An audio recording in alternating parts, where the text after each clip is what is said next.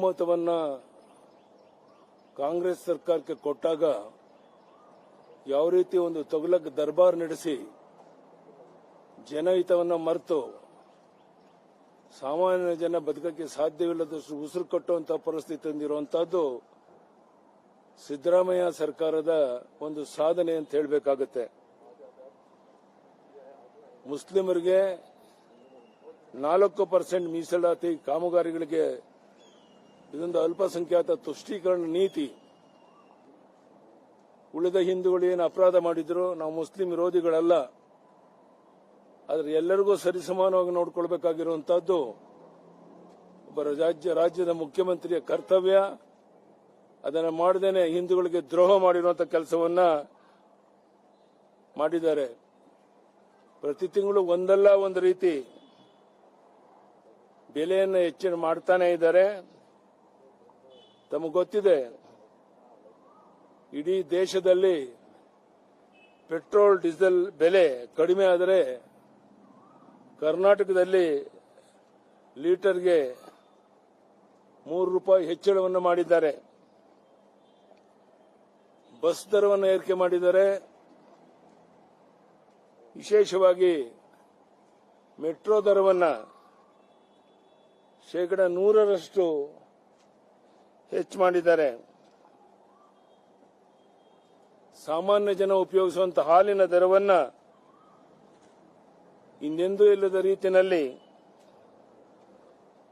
ಒಂದೇ ಬಾರಿಗೆ 1 ಲೀಟರ್ಗೆ ₹4 ಹೆಚ್ಚಿಸಿದ್ದಾರೆ. ಒಂದೇ ವರ್ಷದಲ್ಲಿ 1 ಲೀಟರ್ ಹಾಲಿಗೆ ಒಟ್ಟಾರೆಯಾಗಿ ₹9 ಹೆಚ್ಚಿಗೆ ಮಾಡಿದ್ದಾರೆ.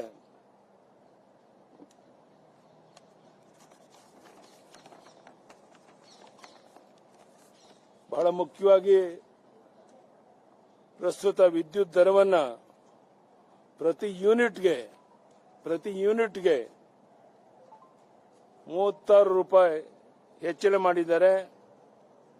ಈ ಸರ್ಕಾರ ಬಂದ ಮೇಲೆ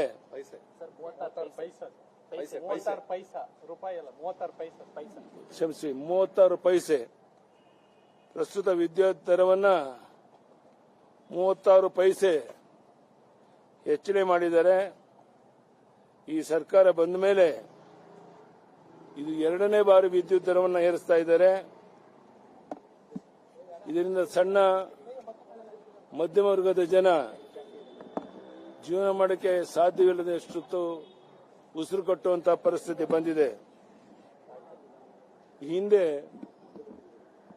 ರೈತರು ಟ್ರಾನ್ಸ್ಫಾರ್ಮರ್ ಹಾಕ್ಸೋದಕ್ಕೆ ₹30,000 ವೆಚ್ಚ ಆಗ್ತಾ ಇತ್ತು. ಈಗ 2.5 ಲಕ್ಷ ಏರಿಕೆ ಮಾಡಿದ್ದಾರೆ. ಅದೇ ರೀತಿ stamp duty, SR value, guidance value ಇವುಗಳನ್ನು 100% ಇಂದ 1,000% ಹೆಚ್ಚಳ ಮಾಡಿದ್ದಾರೆ. ದಿನಬಳಕೆಯ ಪ್ರತಿ ವಸ್ತುವಿನ ಬೆಲೆಯನ್ನ ಏರಿಸುತ್ತಿರುವಂತಹ ಕಾಂಗ್ರೆಸ್ ಸರ್ಕಾರ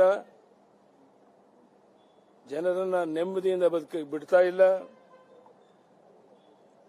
ಸರ್ಕಾರ ಈ ಜನವಿರೋಧಿ ಬೆಲೆ ಏರಿಕೆಯನ್ನ ಕೂಡಲೇ ಹಿಂದಕ್ಕೆ ಪಡಿಬೇಕು ಅಂತೇಳಿ ನಾವು ಅಹೋರಾತ್ರಿ ನಾಳೆ ಧರಣಿ ಸತ್ಯಾಗ್ರಹ ಮಾಡ್ತಾ ಇದ್ದೇವೆ. ನಾನು ಅದರಲ್ಲಿ ಭಾಗವಹಿಸ್ತಾ ಇದ್ದೇನೆ.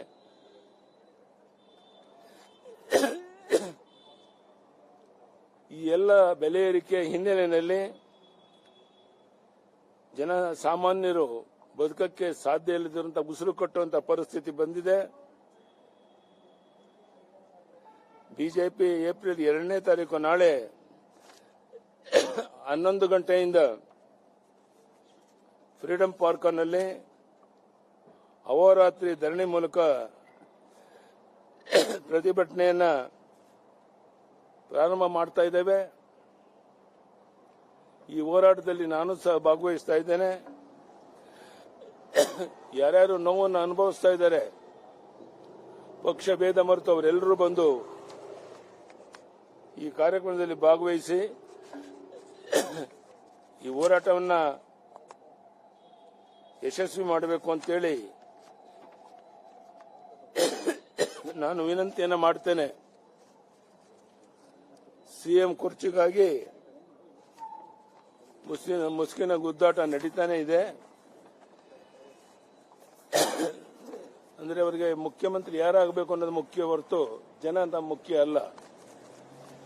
ಈ ರೀತಿ ಒಂದು ವಿಚಿತ್ರವಾದ ಪರಿಸ್ಥಿತಿಯನ್ನು ಕರ್ನಾಟಕದಲ್ಲಿ ಇದೆ.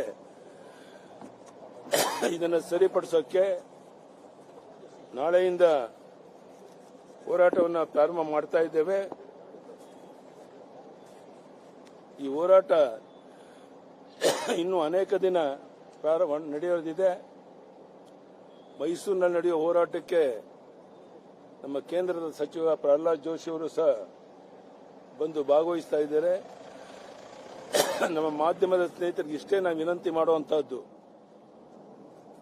ನಿಮ್ಗೆಲ್ರಿಗೂ ಇದರ ಬಿಸಿ ತಟ್ಟಿದೆ ಅಂತ ನಾನು ಭಾವಿಸಿದ್ದೇನೆ.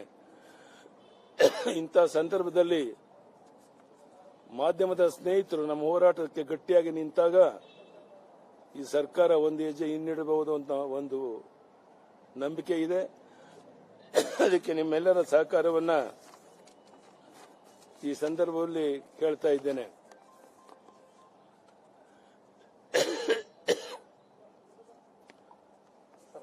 ಜೆಡಿಎಸ್ನವರು ಭಾಗಿಯಾಗ್ತಿದ್ದಾರೆ ಸರ್ ಈ ಹೋರಾಟದಲ್ಲಿ. ಅವ್ರದ್ದೇ ಆದಂತಹ ಬೇರೆ ಕಾರಣಕ್ಕೋಸ್ಕರ ಬರ್ತಾ ಇಲ್ಲ, ಅವ್ರು ಬೇರೆ ಹೋರಾಟ ಮಾಡುತ್ತಾರೆ. ಅದಕ್ಕೂ ಸಹ ನಾವು ಸಂಪೂರ್ಣ ಬೆಂಬಲವನ್ನು ಕೊಡ್ತೇವೆ.